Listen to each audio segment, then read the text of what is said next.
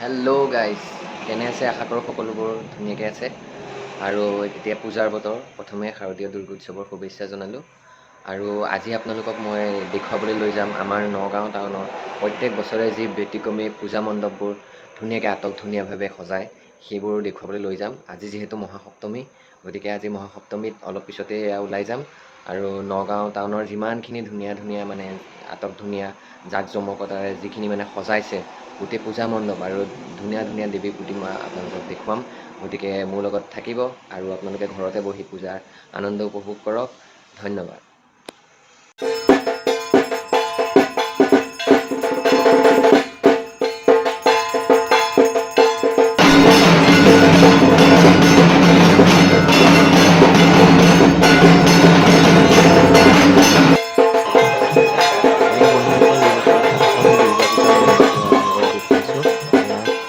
ৰাম মন্দিৰৰ ভাগ বনাইছে, কি ধুনীয়া কি সুন্দৰকৈ বনাইছে চাওকচোন।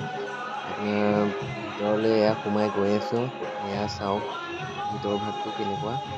এয়া কি সুন্দৰ মানে কাৰুকাৰ্য, একদম মানে মণ্ডপসমূহ মানে একদম বৰ ধুনীয়াকৈ বনাইছে। এয়া হৈছে আমাৰ ITI কাষৰে এয়া দুৰ্গা পূজা মণ্ডপ। এয়া দুৰ্গা দেৱী একদম সোণৰ বেশভূষাৰে একদম উজ্জ্বলি আছে। আৰু আপোনালোকক এতিয়া দেখুৱাম মানে কি, এয়া ওপৰ চাইডে আৰু একদম কাষে কাষে এয়া গোটেই ৰামায়ণৰ মানে গোটেইখিনি একদম ইয়াত আছে। হনুমান ৰামৰ মানে কেনেকুৱা মানে ভক্তি, এয়া চাওক, এয়া গোটেই ৰামায়ণৰ গোটেইখিনি তেওঁলোকে ফটো আকাৰে ইয়াত দেখুৱাইছে। ওপৰত ঝুমুৰটো বৰ ধুনীয়া।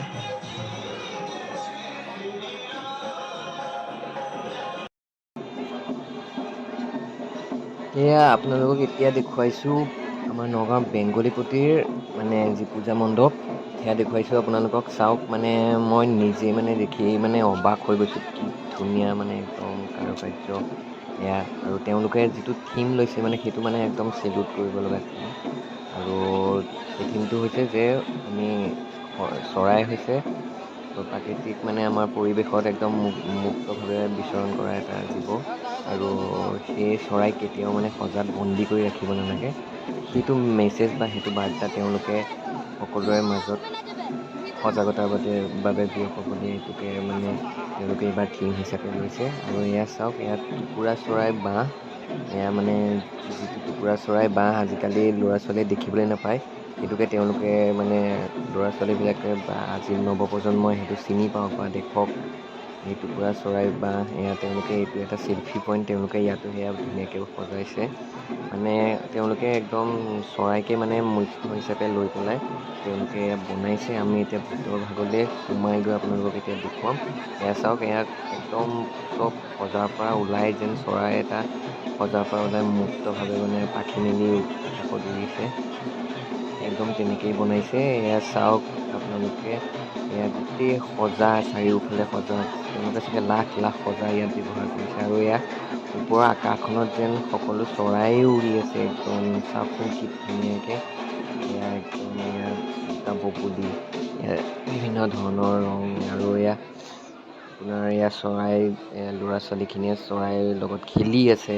আৰু একদম ভিতৰখন এয়া চাওক, কি ধুনীয়া মানে একদম ৰঙা, নীলা, সেউজীয়া মানে বিভিন্ন ৰঙৰ একদম লাইট লগাই তেওঁলোকে মানে একদম চবকে মানে দৃষ্টি আকৰ্ষণ কৰিব বিচাৰিছে। আৰু সঁচাই একদম বিৰাট এটা ধুনীয়া পৰিৱেশ, একদম নান্দনিক দৃশ্য। মানে আপোনালোকে এবাৰ আহক, এয়া বেংগলীপট্টি একদম আমাৰ কৃষ্ণা হলৰ ওচৰৰ, কি ধুনীয়া মানে এয়া আমি দুৰ্গা মা আপোনালোকক দেখুৱাবলৈ গৈ আছোঁ। এয়া দুৰ্গা প্ৰতিমাৰ কাষতো এয়া দেখিছে, এয়া গোটেই সজাৰ পৰা এয়া সজাবিলাকেই আছে। সজাৰ পৰা এয়া চৰাই এয়া মানে উৰি গৈছে, সজা খোলা আছে। তেনেকুৱা গোটেই মানে থিমটো তেওঁলোকে মানে গোটেই মণ্ডপটো মানে ভৰাই তুলিছে। আৰু এয়া চাওক কি ধুনীয়া একদম আকাশৰ মানে আকাশ এখন একদম এয়া গোটেই চৰায়ে উৰি আছে মানে মুক্তভাৱে। আৰু মানুহেই মানুহ ইয়াত, এয়া চাওকচোন কি ধুনীয়া দৃশ্য। বা ইমান ধুনীয়া বনাইছে নহয়, বা সঁচাই দেই। বা আহক, আপোনালোকে আহিব চাব, ইয়াত বৰ ধুনীয়া বনাইছে।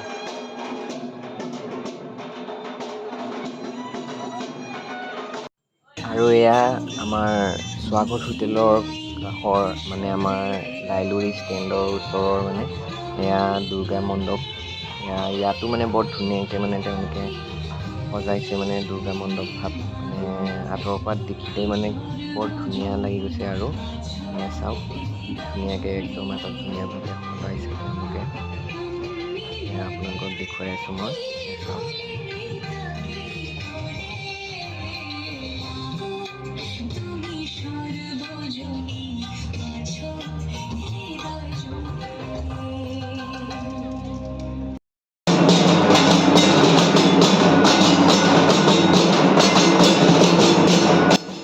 আৰু এয়া এইবাৰ শৈবৰ গাঁৱৰ আমাৰ ইয়াত দুৰ্গা প্ৰতিমা আপোনালোকক দেখুৱাইছোঁ। এয়া ঢাক ঢোলেৰে একদম ধুনীয়াকৈ এয়া চাওক।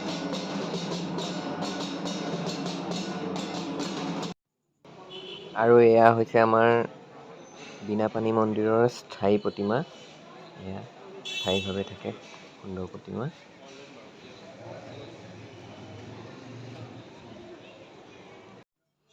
এয়া শৈবগাঁৱৰ পূজা মণ্ডপ এতিয়া আহি পাইছোঁহি। এয়া একদম যেন সৌৰজগতৰ মানে একদম গ্ৰহ উপগ্ৰহৰ মাজত মানে প্ৰৱেশ কৰিলোঁ আৰু তেনেকুৱা লাগিছে মাজত দুৰ্গা প্ৰতিমা। প্ৰতিমাভাগো বৰ ধুনীয়া লাগিছে চাওক আপোনালোকে।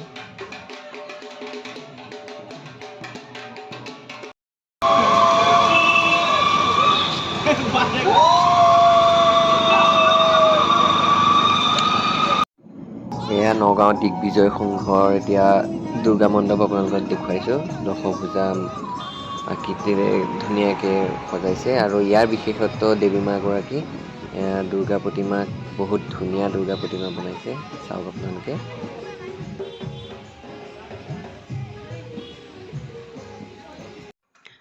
এয়া নগাঁও টাউনৰ আন এটা পূজা মণ্ডপ।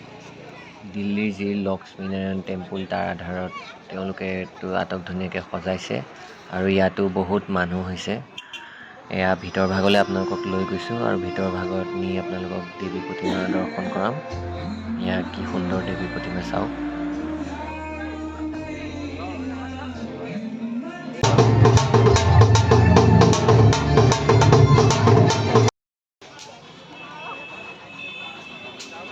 এয়া আপোনালোকক দেখুৱাইছোঁ এইবাৰ মানে হিংগেট যি ফ্লাইঅভাৰৰ কাষত মাৰ্চি হস্পিটেলৰ ফালে যে যায় আপোনাৰ তাত শনি মন্দিৰ মানে দুৰ্গা উৎসৱ কমিটিয়ে এয়া বনাইছে কইনছৰ।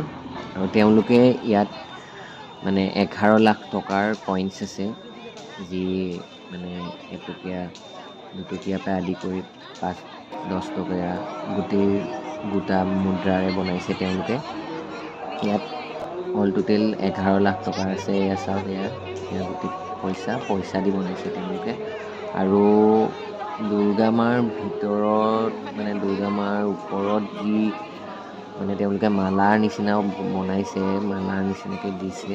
এয়া চাওক এয়া 10 টকীয়া মুদ্ৰা, এয়া 10 টকীয়া 5 টকীয়া গোটেই মুদ্ৰাৰে বনাইছে তেওঁলোকে। একদম বৰ ধুনীয়াকৈ বনাইছে একদম চালে চকুৰোৱা। তেওঁলোকে প্ৰত্যেক বছৰে এনেকুৱা কিবা কিবি এটা নতুনত্ব দিয়ে।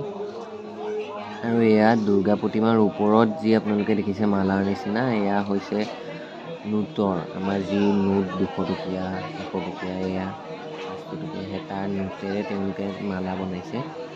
মানে এইবাৰ বেলেগ এটা নতুনত্ব দিছে আৰু।